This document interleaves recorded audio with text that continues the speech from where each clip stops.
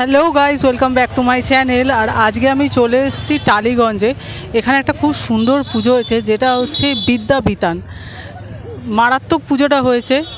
আমি অন্যদের কথায়, অন্যদের রেকমেন্ডেশনে এখানে এসেছি শ্যুট করতে। তো চলুন দেখা যাক, মারাত্মক হয়েছে, আপনাদের দেখে মজা এসে যাবে। চলুন দেখা যাক। দেখুন, বাণী বন্দনা বিদ্যা বিতান 2024, এইটা ভাস্কর শ্রী সনাতন রুদ্র। এটা মানে এখানে যে মূর্তিটা আছে ওটা গড়েছেন ভাস্কর শ্রী সনাতন রুদ্র। চলুন দেখা যাক। সিম্পলের উপর প্যান্ডেলটা হয়েছে, ঠাকুরটা দুর্দান্ত হয়েছে।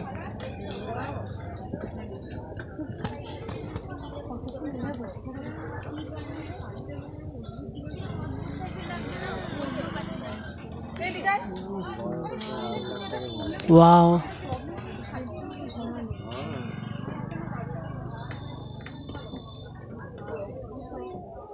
এত উঁচু হয়েছে না, উপরে তো শুটই করা যাবে না।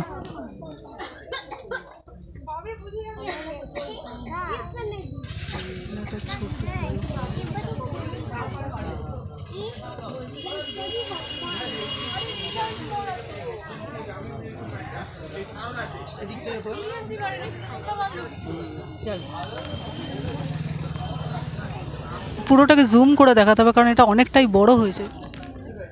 এটাকে এরমভাবে শ্যুট করা যাবে না।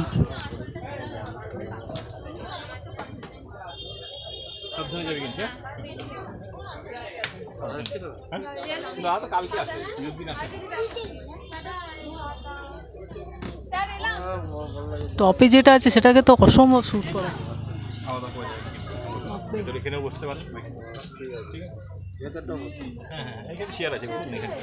এখানটা চেয়ার আছে, এখানে বসুন। চলো বৌদি, এখানে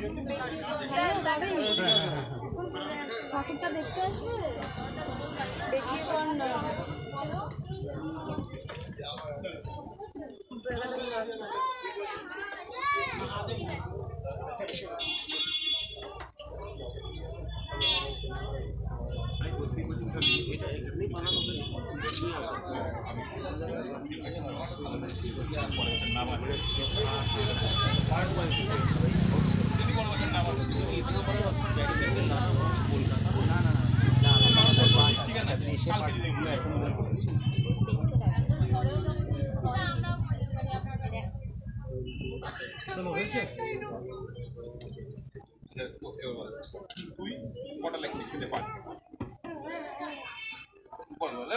কি মনে হয়, মানে একটা অ্যাজাম্পশন করে বল, এতগুলো খেতে পারি।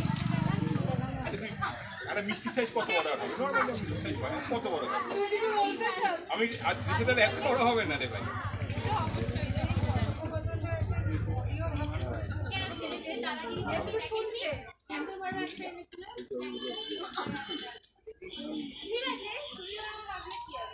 এখানে একটা ছোট্ট ঠাকুরের পুজো হয়েছে।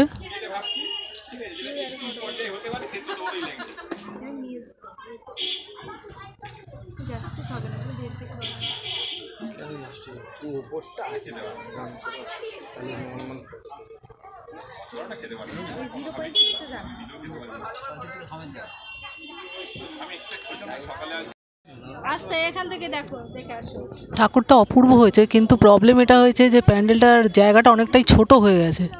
তো সেক্ষেত্রে প্যান্ডেল হিসাবে ঠাকুর বড় হয়ে গেছে। তো একটু যদি প্যান্ডেলটা না করে যদি এমনি ওপেন রোডের ওপর রাখা যেত, তাহলে আমার মনে হয় বেশি ভালো হতো। কারণ এরমভাবে শ্যুট করতে সত্যিই প্রবলেম হচ্ছে, বাট যতটা পারছি দেখাবো আমি। সুন্দর, খুব মারাত্মক সুন্দর হয়েছে জিনিসটা, খুব সুন্দর হয়েছে, কিন্তু প্রবলেম হচ্ছে জায়গা ছোট।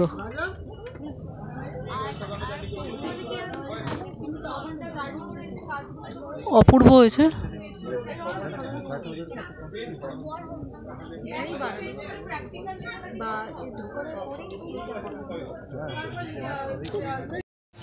ঠাকুরটা বলতে গেলে অনেস্টলি সত্যি খুব ভালো হয়েছে, কিন্তু প্রবলেম হয়ে গেছে যে যে প্যান্ডেলটা করেছে, প্যান্ডেল হিসাবে ঠাকুর অনেক বড় হয়ে গেছে। তো আমার মনে হয় যে প্যান্ডেলটা না করে ওপেন রোডের ওপর ঠাকুরটা রাখলে বেশি ভালো হতো। তার কারণ তাহলে লোকে দেখতে বেশি ভালো পারত। কিন্তু এখানে জায়গা অনেক বেশি ছোট হয়ে গেছে, বাট ঠাকুর আনডাউটেডলি খুব ভালো হয়েছে। আশা করি আপনাদেরও ভালো লাগবে। Thank you.